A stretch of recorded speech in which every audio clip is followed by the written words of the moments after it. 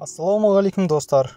Бүгін сіздер 13-13 көлемді үйдің сызбасымен танысатын боласыздар. Видеоны бастамас бұрын арнаға тіркеліп, лайк басып, комментарий жазып отыруларыңызды сұраймыз. Және де видеоны соңына дейін көрсеңіздер жақсы болар еді. Ал ендеше бастайық. Бізде бірінші кіреберіс. Кіреберістің көлемі 3,40-3. Екінші жуынатын бөлме. Оның көлемі 4-3. Келесі ас бөлмесі. Ас бөлменің көлемі 4,50-4,40. Келесі зал. Залдың көлемі 4,40-7,50.